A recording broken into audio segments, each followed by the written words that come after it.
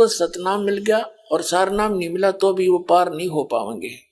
लेकिन ऐसी बात नहीं है किसी कारण से, वैसे तो इस नाम से जुड़ने के बाद अकाल मृत्यु जीव की नहीं हो सकती। किसी कारण से नाम खंडन हो जाने से काल का दाव लग भी जाता है तो मनुष्य जीवन तुरंत मिलेगा, अब ये गारंटी बात समझ लेना। और 10वें महीने फिर आ लेगा आश्रम में अपनी माँ की गोद में, और फिर नए सिरे तो फिर भक्ति शुरू हो जाएगी।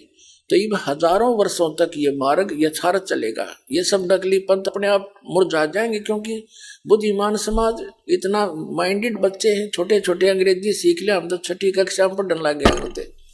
तो अब जैसे बुद्धिमान बच्चे तुरंत समझेंगे, छोड़कर उनको पाखंडियों को आप बैठेंगे यहाँ पर, और हजारों वर्षों तक चलेगा ये मार्ग, हजारों वर्षों तक। और इसमें करोड़ों अरबों की संख्या में कपार होंगे जैसे नियमित और इस भक्ति को करते रहेंगे, सतलोक चले जाएंगे बगैर किसी बाधा के। तो यहाँ एक परमात्मा की वाणी है कि सतगुरु पुरुष कबीर हैं चारों युग परवान।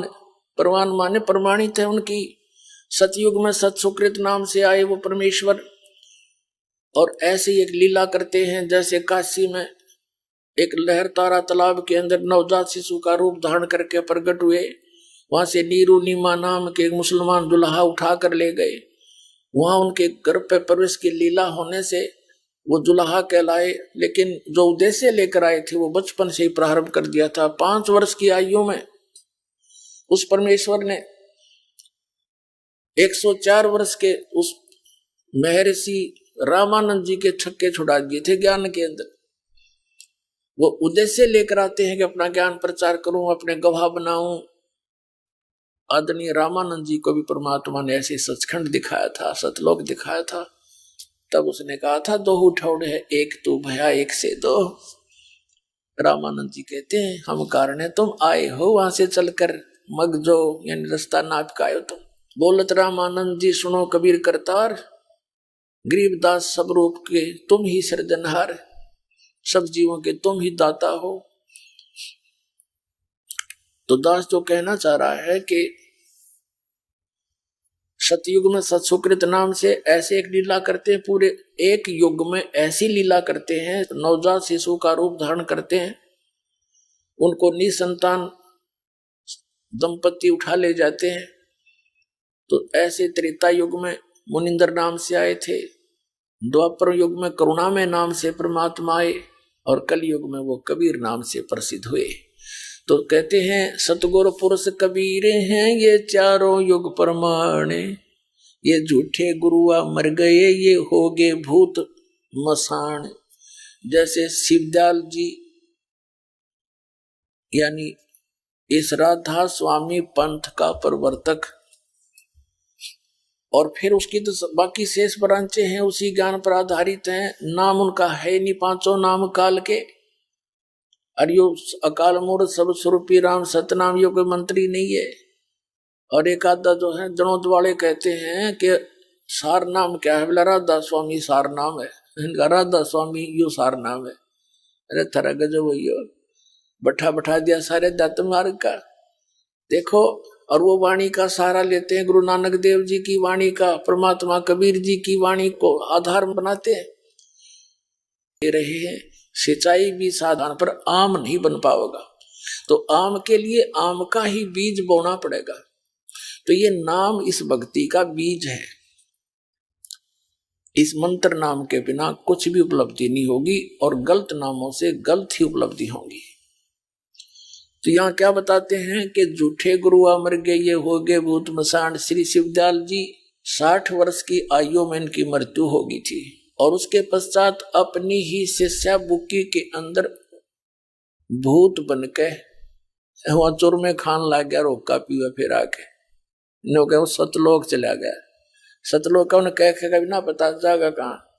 कहते हैं आपको थोड़ी सी झलक दिखानी पड़े, झलक नहीं मैं अपना कर्म बिगाड़ू, लेकिन ये वो परोपकार। हे परमात्मा कैसे दग रहा था, सरकार को पता चला, उन्होंने ओरिजिनल और डुप्लीकेट दोनों साथ साथ टीवी के माध्यम से, समाचार पत्रों के माध्यम से ठगने से बच गई। तो कोई कहे कि सरकार आलोचना कर रही है, तो कितनी बुद्धि का व्यक्ति होगा, वो बालक जैसा होगा या उस ग्रुप का होगा जो वो नकली छाप रहे हैं। बुद्धिमान लोग तो शुक्र मनावे थे कि भाई देखो ये पहचान बता रखी है, अब उससे बच जाएंगे। तो ये नकली संत थे, इनकी पहचान बता रहा है दास, और उन महापुरुषों के इतिहास बता रहा हूं कि सह शरीर गए सह शरीर आए, और जिन्होंने परमात्मा की सत भक्ति की। मेरे पूज्य गुरुदेव जी 108 का अर्थ करते हैं सच्चिदानंद घन ब्रह्म, यानी परम अक्षर ब्रह्म।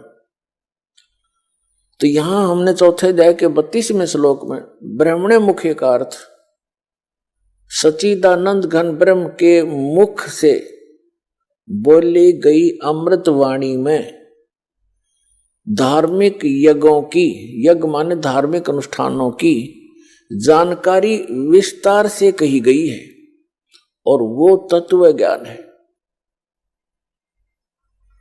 जो परमात्मा ने अपने मुख कमल से बोला है। वाणी वो तत्व ज्ञान है, उसमें यथार्थ ज्ञान है।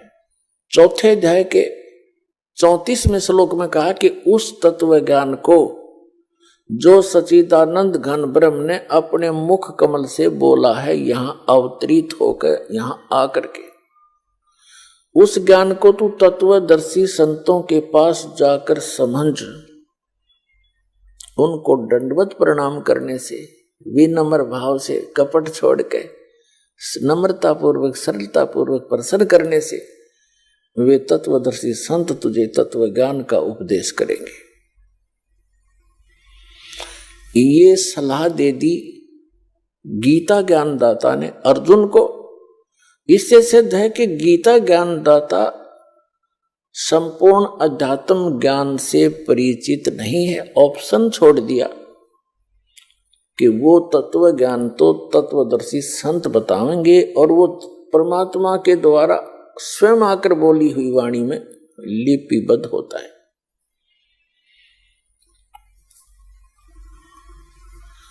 अपनात्मा श्रीमद् भगवत गीता अध्याय नंबर 7 के श्लोक नंबर 29 में, वैसे तो गीता अध्याय नंबर 7 के 12 से लेकर 15 में एक निर्णायक ज्ञान दिया है। गीता ज्ञानदाता कहता है कि तीनों गुणों के द्वारा जो कुछ भी हो रहा है, रजगुण ब्रह्मा से उत्पत्ति, सतगुण विष्णु से स्थिति और तमगुण शिवजी से संहार जो हो रहा है, इसका निमित्त कारण मैं हूं, काल कहता है। लेकिन मैं इनमें नहीं हूं और ये मुझ में नहीं है, यानी वो इनसे भिन्न है, तीनों से, इनका पिता है। और ये निमित्त क्यों है? क्योंकि इसको श्राप लगा हुआ है 1 लाख मानव शरीरधारी प्राणियों का नित्य मारकर आहार करने का, सूक्ष्म शरीर से गंध निकाल कर खाने का, इसको श्राप लगा हुआ। तो इसलिए इसने तीनों अपने पुत्रों से ये व्यवस्था यहां की बनवा रखी। तो ये क्या कहता है कि ये त्रिगुण में ही मेरी माया, रजगुण ब्रह्मा, सतगुण विष्णु, तमगुण शिवजी द्वारा फैलाया गया यू जाल बड़ा खतरनाक है। और जो व्यक्ति मेरी भक्ति करते हैं यानी ब्रह्म साधना करते हैं, ये इन रजगुण ब्रह्मा, सतगुण विष्णु, तमगुण शिवजी से ऊपर के लाभ को प्राप्त करते हैं।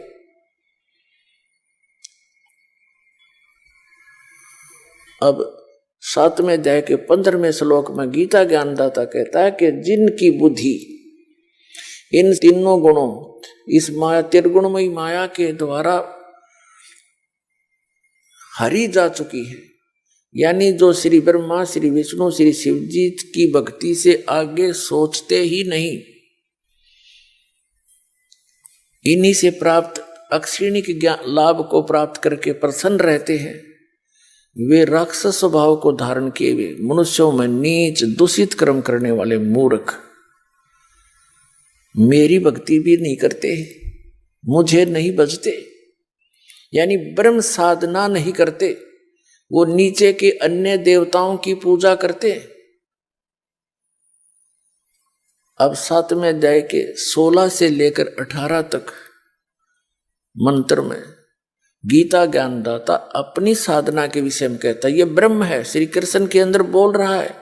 श्री कृष्ण का तो केवल माउथ यूज कर रहा है स्पीकर की तरह,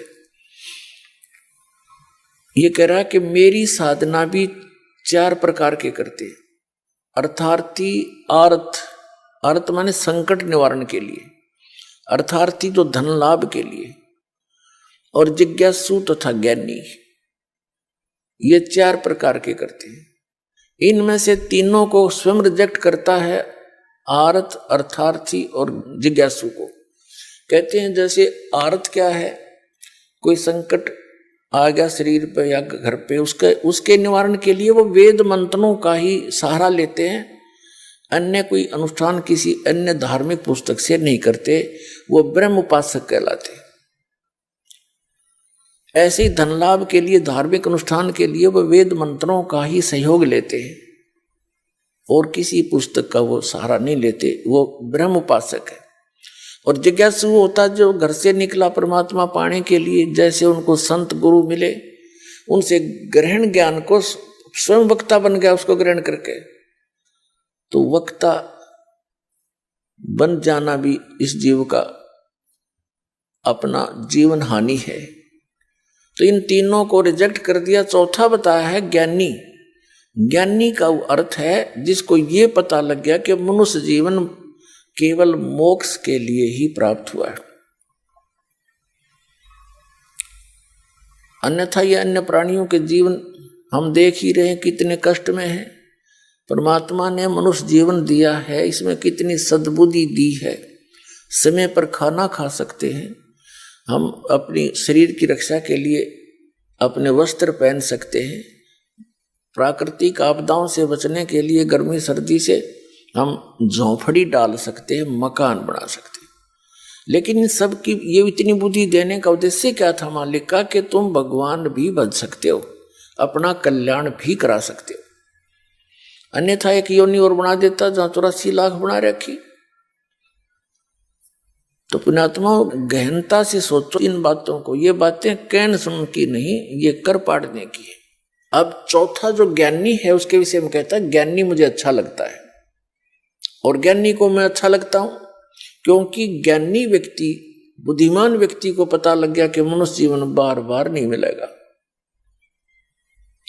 और इससे हमने अपना आत्म कल्याण करवाना है। आत्म कल्याण का अर्थ क्या है? यानी आत्मा को सदा के लिए सुख हो जाए।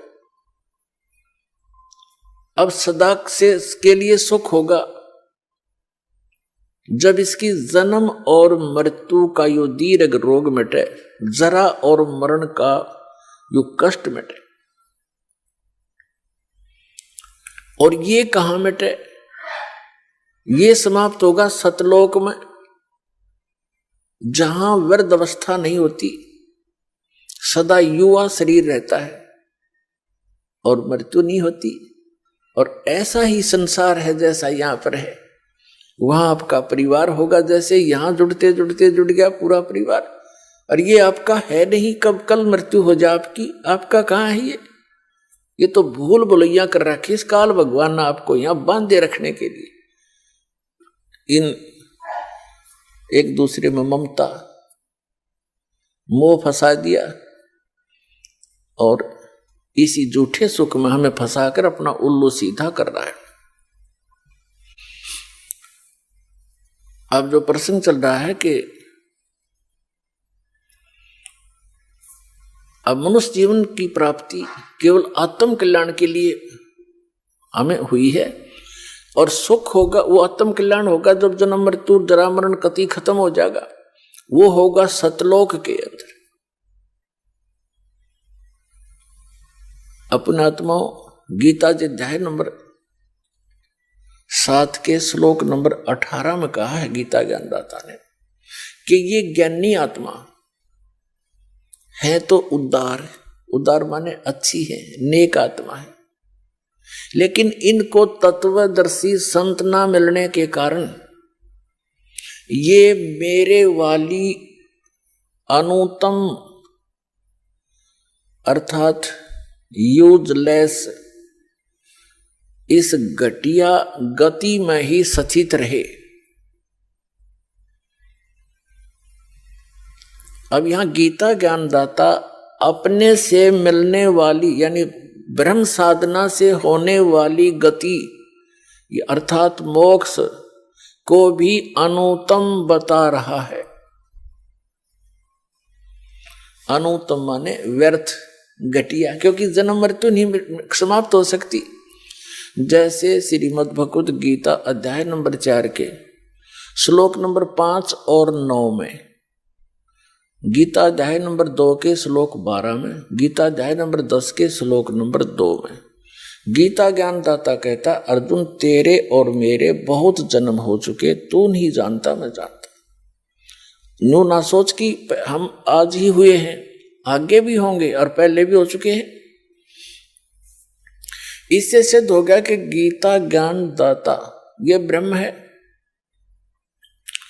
और ब्रह्म की पूजा करने वाला उसका पुजारी भी जन्म मृत्यु में ही रहेगा, क्योंकि वो उसका उपास्य इष्ट भी जन्म मृत्यु में है ब्रह्म। तो इससे भी आत्म कल्याण नहीं हुआ। गीता अध्याय नंबर 8 के श्लोक नंबर 13 में गीता ज्ञानदाता कहता है कि ओम इति एकाक्षरम ब्रह्म विहारण माम अनुसमरण ये परियाति तजन देहम सयाति परमाम गति। मुझ ब्रह्म का केवल एक ओम मंत्र है, नथिंग एल्स। और जो उच्चारण करते हुए इसका सेवन करता हुआ शरीर छोड़कर जाता है, सयाति परमाम गति, वो ओम से, अर्थात ओम है ब्रह्म का मंत्र, ब्रह्म की साधना। ब्रह्म की साधना करने वाले ओम से जो गति होएगी वह गीता ज्ञानदाता वाली गति है। ओम से जो गति होएगी वो क्या होएगी? ओम ब्रह्म की उपासना का मंत्र है और ओम मंत्र से ब्रह्मलोक प्राप्ति होएगी। गीता अध्याय नंबर 8 के श्लोक नंबर 16 में कहा कि गीत ब्रह्मलोक पर्यंत भी सभी लोग पुनरावृत्ति में है, अर्थात वहां गए हुए साधक भी फिर लौटकर जन्म मृत्यु में आते हैं, क्योंकि ये खुद कहता है मेरे भी जन्म मृत्यु होती है और अर्जुन तेरी भी रहेगी। तो इसे सिद्ध हो गया गीता अध्याय नंबर 7 के श्लोक नंबर 18 में गीता ज्ञानदाता अपनी गति को, यानी अपनी साधना से होने वाले जितना भी से लाभ मिलना है ब्रह्मलोक प्राप्ति, उसको भी अनुतमाम यानी अति व्यर्थ, अति घटिया, अति अश्रेष्ठ बता रहा है।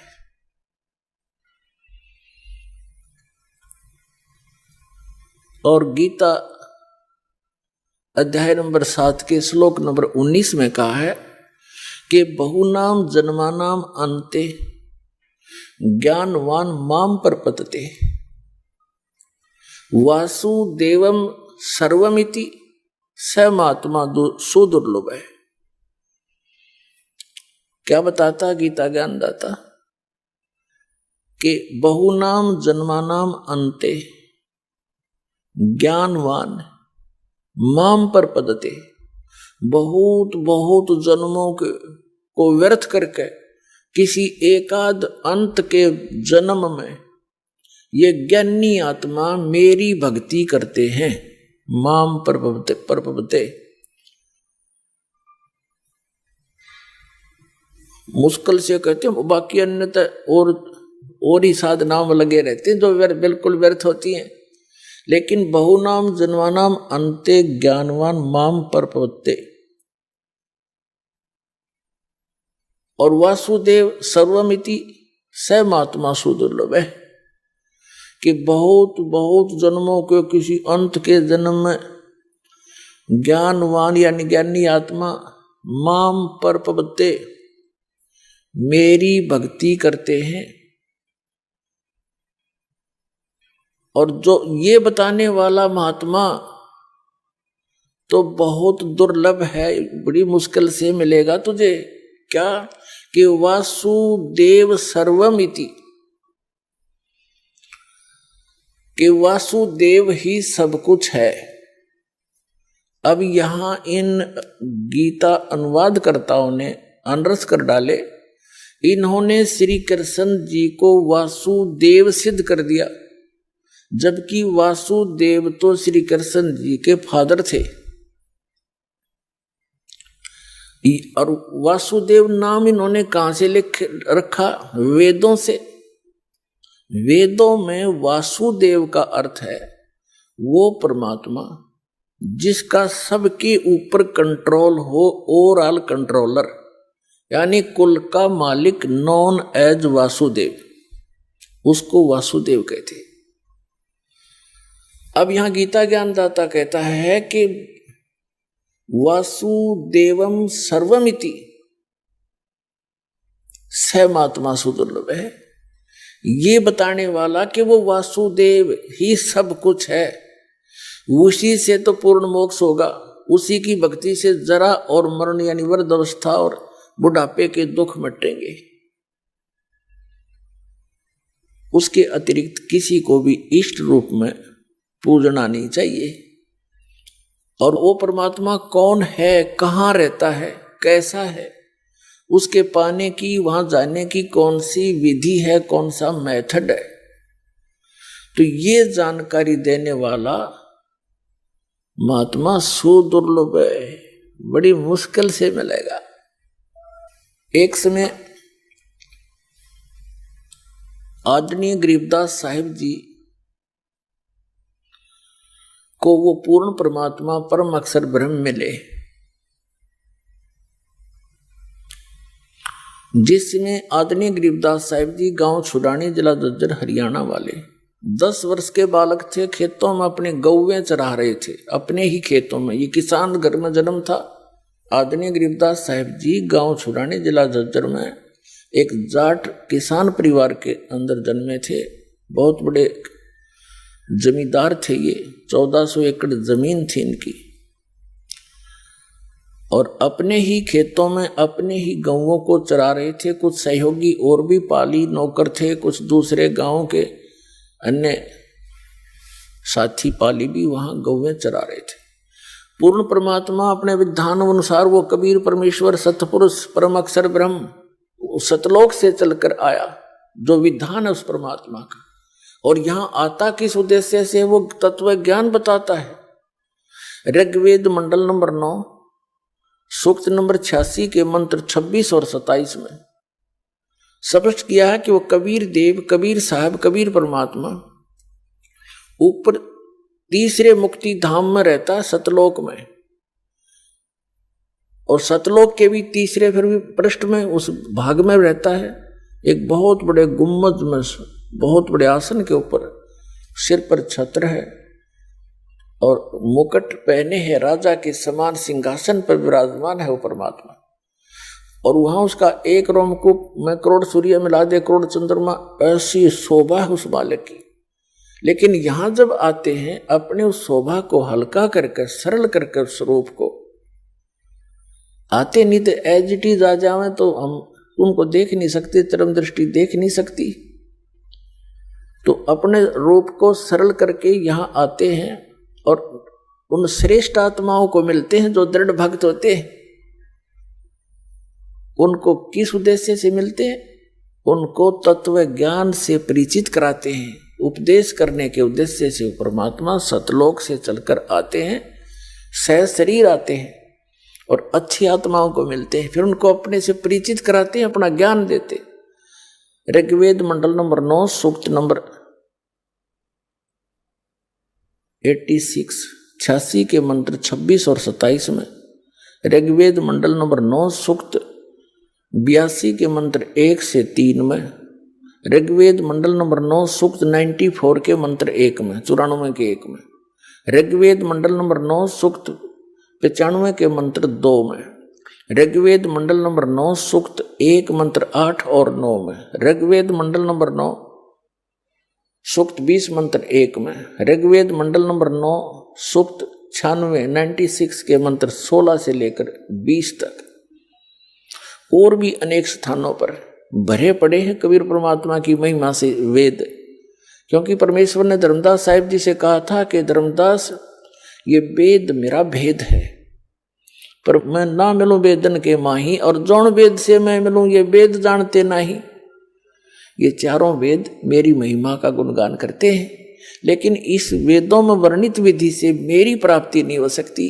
मेरी प्राप्ति जिस वेद से होगी वो वेदों में वर्णन नहीं है, वो वेद जानते नहीं। वो कौन सी है? जो गीता जी अध्याय नंबर 4 के श्लोक नंबर 32 में कहा है कि वो सच्चिदानंद घन ब्रह्म की वाणी में वो कंप्लीट ज्ञान है भगवान के पाने का, और सभी धार्मिक यज्ञों की यथार्थ जानकारी है।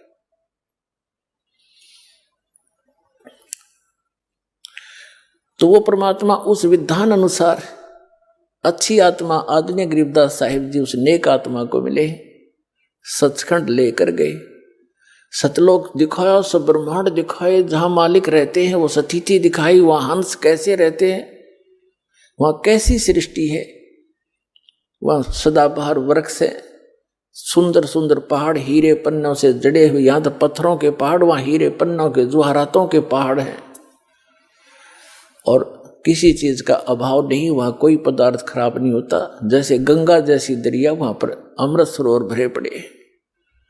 गंगा जो जल है, गंगा दरिया, ये जल वहां से आया सतलोक से। एक एग्जाम्पल दिया दाता ने कि मेरे बच्चे पहचान सके सच्चाई को, कोई ये यदि ये गंगा जल ना होता यहाँ पर, तो ये उदाहरण नहीं दे सकते थे, कि बता नहीं सकते थे हम कि वहां पर ऐसे पदार्थ है जो कभी खराब नहीं होते। अरे यदि से खराब लोक में भी खराब ना होता गंगा का जल, और वो तो बहुत बेस्ट वातावरण है, बहुत सुंदर एटमॉस्फेयर है वहाँ का। तो दूध दही और इनके भंडार भरे रहते हैं वहाँ पर, बहुत बड़े बड़े सरोवर हैं, वो कभी पदार्थ खराब नहीं होते, अमृत सरोवर है। और सदाबहार वृक्ष से बहुत बड़े बड़े आपके मकान खाली पड़े जहाँ से तुम आए थे, ये सत्य मान लेना। ये किसी डूम बाट की बनाई स्टोरी नहीं है, खुद भगवान की बताई अमर कथा है। और जिन महापुरुषों ने सचखंड और सतलोक को देखा और आंखों देखा वर्णन उन महापुरुषों ने किया, और ये दास पर जाकर रखी मालिक थे। तो ये सत्कर मान लेना, जो दास शब्द बोलेगा सारी साची होंगे। अभी तक सब बकवास कर रखी इन संतों ने, इन कबीर पंथियों को नहीं मालूम, अटपट मारते हैं। सतलोक में प्रकाश ही प्रकाश है, आत्मा जाकर मिल जाती है। एक आधा थोड़ी सी चतुरता दिखाता है कि उसमें बिंदु टाइप आत्मा मछली की तरह घूमती रहती है, वो प्रकाश ही सतलोक है, वही सतपुरुष है, वही सतनाम है। वो ये है वो नकली कति। अब देखना सच्चाई सामने आएगी। परमात्मा ने कहा था कि 33 अरब ज्ञान हम बोलिया, ज्ञान हम बाखा, और मूल ज्ञान हमने छुपा कर रखा। वो मूल ज्ञान इस दास को दिया है पुण्यात्माओं, अभी तक ही छुपा कर रखा था। और पूरे इतने मोटे मोटे कबीर सागर भी लिखा हुआ है, उसके अंदर भी भरा हुआ है, और उसे हटकर भी ज्ञान दास को दिया, जो महापुरुषों की वाणी में दास ने निकाला। तो जो प्रसंग हम कर रहे थे कि बहुनाम जन्मानाम अंते ज्ञानवान माम प्रपद्ये वासुदेवम सर्वमिति स महात्मा सुदुर्लभ है। इस प्रसंग को बताते हैं हल करने के लिए। जब परमात्मा वहां आए, गरीबदास जी को मिले, तो पालियों ने कहा था कि महाराज भोजन पालो। कबीर परमेश्वर एक साधु के रूप में थे, वो परम अक्षर ब्रह्म जिंदा महात्मा के रूप में। परमात्मा ने कहा था कि भाई मैं भोजन नहीं खाता,